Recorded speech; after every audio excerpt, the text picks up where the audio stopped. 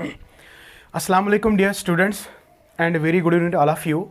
You are watching Shahid Sir's physics class and today our topic is atmospheric refraction and scattering of light.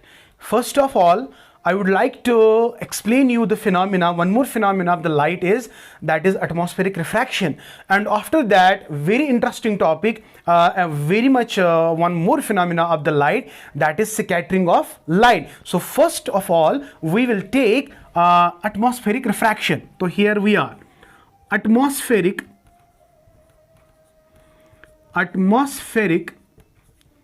refraction. Yeah, very quickly we are going to discuss it. It's very simple. It is not big deal for you. You will easily understand this, okay? Because why you will understand? Because you have understood the phenomena of the light, that is refraction. That is why I'm telling. So simple. What you have to understand. First, to try to understand the meaning of atmospheric refraction. Yeah, my dear. What you have to understand first, atmospheric refraction. Refraction part, you already know this. Sir, what is refraction? It is the bending of light when light travels from one medium into the another medium.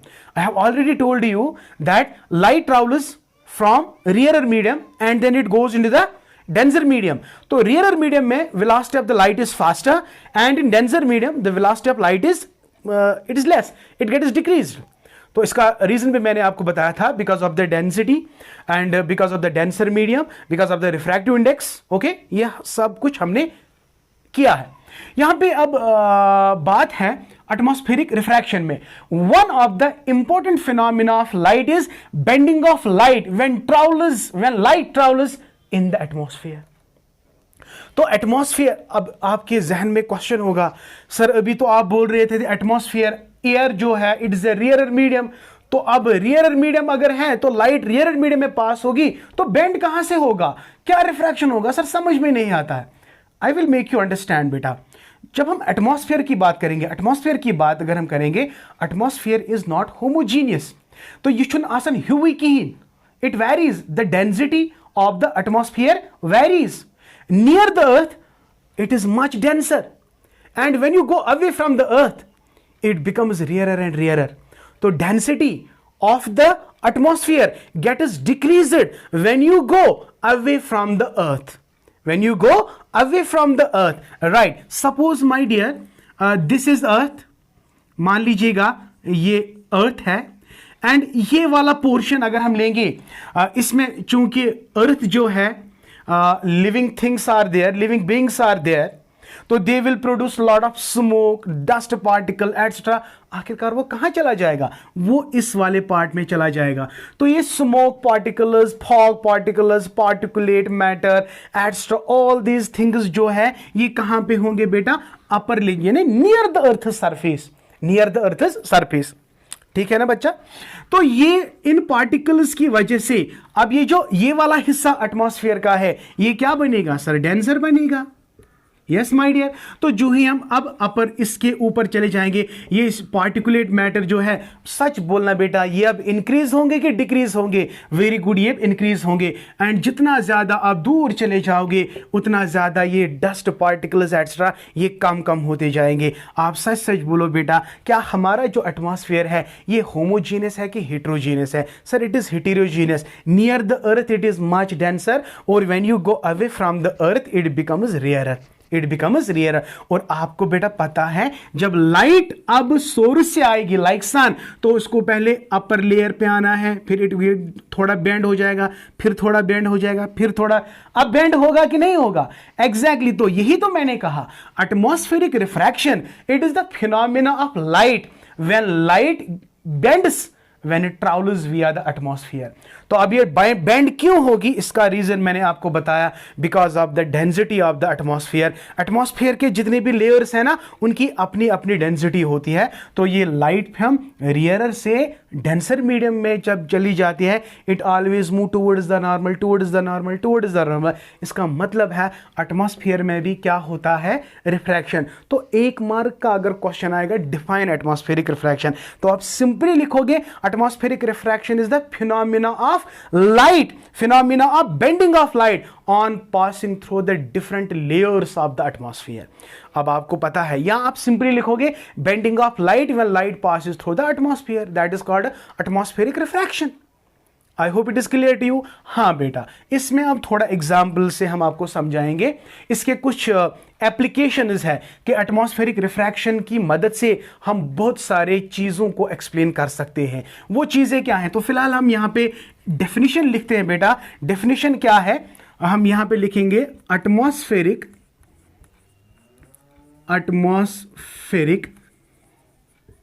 Refraction is the phenomena of bending of light on passing through Earth's atmosphere. Earth's atmosphere. So my dear, this is the very beautiful definition of what we called as atmospheric refraction. Simply the refraction that undergoes in the atmosphere with the light. ये light का phenomena है. जब light earth atmosphere से enter हो जाती है तो वहाँ पे वो हर वक्त जितना वो क्रॉस करेगी नीचे नीचे, जब वो अर्थ के नीचे आएगी, नज़दीक आएगी, तो every time it will bend, it will bend, it will bend. So this bending of light that you know, it is called atmospheric refraction. Since the light passes through the atmosphere and atmosphere shows the bending of light, that is why it is called as atmospheric refraction. So I hope this definition is clear to you. It's very simple. Okay. Now, there are some phenomena, there are some applications. First application अगर आप देखोगे, star जो है, stars seem higher. Stars seem higher than they actually are.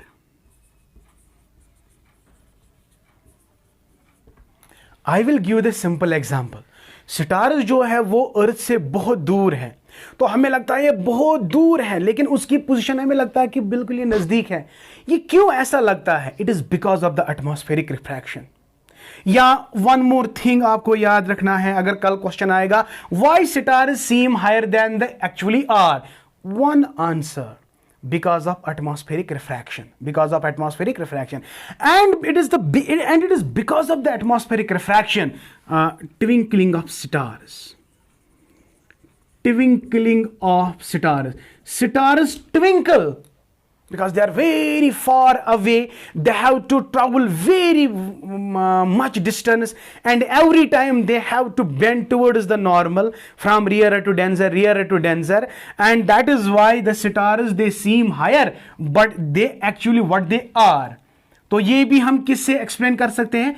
Atmospheric refraction से. And one more thing, twinkling of stars भी हम explain कर सकते हैं किसकी मदद से? Atmospheric refraction. And one more important thing बेटा, stars twinkle but planets do not twinkle. Planets already, stars are very far away, तो हमें लगता है कि ये बहुत छोटे हैं, लेकिन जो planets है वो they are very near the earth and they are bigger than the stars and this is the reason why stars twinkle and planets do not twinkle. It is because of the size. And one more reason is कि stars जो है they act as a point charge, they act as a point source. और जो planets है, इसमें planet is made up of so many point sources. अगर एक point source मतलब ट्विंकल करता है, दूसरा ट्विंकल नहीं करता है, और इनका जो रिजल्ट वो नलिफाई हो जाता है. विद द रिजल्ट हमें लगता है कि स्टार्स जो है वो ट्विंकल करते हैं और प्लैनेट्स जो है वो ट्विंकल नहीं करते हैं. ये भी एक रीजन है कि stars twinkle and planets do not twinkle. One more thing बेटा आपको याद रखना है, advance sunrise and delayed sunset. Are you getting my point? Suppose जब हम एक्चुअली जब यम साथ आफ्ताब लोसन छो, अच्छु बासन आफ्ताब लूस, मगर अच्छु थोड़ा 2 मिनट वो 2 मिनट बाद मतलब इसका ये डिले होता है सन सेट का. या सनराइज का अर्ली सनराइज, हमें लगता है कि सनराइज हो गया, लेकिन वो उसके बाद 2 मिनट या पहले से 2 मिनट पहले ही सनराइज होता है और 2 मिनट के बाद सन डिले होता है। ये भी पार्ट हम किससे मतलब किसकी मदद से हम एक्सप्लेन कर सकते हैं? Atmospheric refraction. तो तीसरा पॉइंट हम लिखेंगे early sunrise and delayed sunset, ये भी डी पार्ट। अगर हम देखेंगे early in the morning the shape of the sun is oval, लेकिन जब भी आफ्टरनून होता है it is completely spherical. Because जब हम देखते हैं ना सनसेट के वक्त या सन राइज के वक्त, तो the shape of the sun is like this, लेकिन जब भी ओवरहेड होता है the size of the sun gets completely round shaped spherical. Why? Because जब सनसेट होता है तो इसको ज्यादा डिस्टेंस का मैटर होता है, वहां पे सनसेट एंड सनराइज के दरमियान के वक्त डिस्टेंस ज्यादा होती है। और जब ये सन कहां पे होता है बेटा, सन कहां पे होता है, तो at that time it is normal, it is normal, तो नो रिफ्रैक्शन टेक्स प्लेस। तो रिफ्रैक्शन की वजह से actual position of the sun नजर आता है।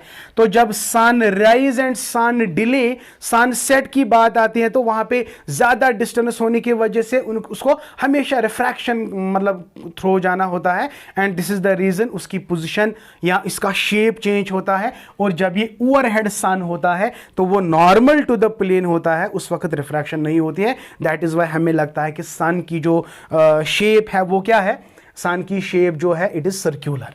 ओके, सो दीज, या इस तरह हम लिख सकते हैं द सन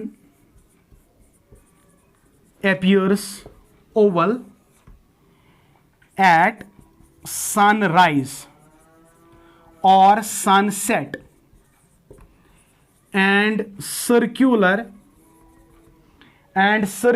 at noon। हाँ बेटा, तो ये 4 एप्लीकेशंस बेटा आप एक्सप्लेन कर सकते हो अगर क्वेश्चन आ गया कि why sun appears oval at sunrise and sunset and it is circular in afternoon। The answer is very simple। When you say sunrise and sunset, तो ज्यादा डिस्टेंस होती है तो ज्यादा रिफ्रैक्शन होती है, लेकिन जब ये एट नून होता है तो it is normal to the earth, that is why refraction ज्यादा नहीं होती है। हमें actual size of the sun पता चलता है और that is the completely circular. समझ आ गया? तो ये सारी चीजें बेटा, चाहे हम stars seem higher than they actually are, twinkling of stars, या early sunrise and delayed sunset, या the sun appears oval at sunrise and circular at noon, so these are all applications that can be understood when you understand the phenomena that's called atmospheric refraction। I hope it is clear to you beta। So these are some important applications, ठीक है ना बेटा? So this what we called as atmospheric refraction। तो let us recapitulate what we have studied।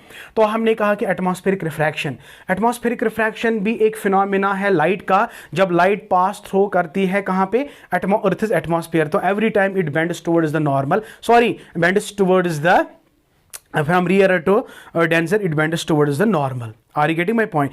तो इसका मतलब क्या है, एटमॉस्फेयर जो है it is not homogeneous, it is heterogeneous. तो बहुत सारे लेयर्स ऑफ एटमॉस्फेयर वो डेंसर है, डेंसर मीडियम है, that is why light bend हो जाती है। तो velocity of the light get is decreased when light travels from one part of the atmosphere and goes into the another part of the atmosphere. Because of their variation is in the density, the velocity of the light changes, and this phenomena is called atmospheric refraction। There are so many things that can be explained on the basis of atmospheric refraction, and the following are: number 1, stars seem higher than they actually are।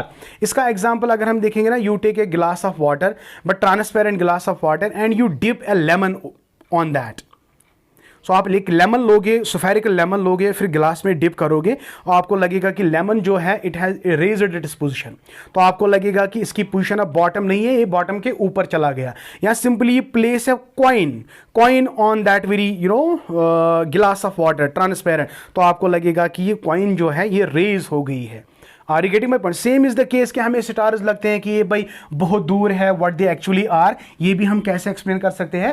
Atmospheric refraction से, या twinkling of stars is there, early sunrise and delayed sunset है, and the sun appears oval at sunrise sunset. I hope it is clear to you बेटा। अगर ये question आता है तो पहले एटमॉस्फेरिक रिफ्रैक्शन की डेफिनेशन लिखेंगे, फिर ये 4-5 पॉइंट्स आप आराम से लिख सकते हैं। This is what we called as atmospheric refraction. I think it is all for today. इंशाल्लाह tomorrow we will come up with next lecture that is scattering of light. तो अभी मतलब ये कंप्लीट नहीं हो सकता है, and I hope you have enjoyed the video. If you really and if you are new to the channel, kindly subscribe to my channel and share my channel and like my channel. Thank you. May Allah bless you and keep watching Shahid Sir's class, and please keep always learning. Thank you.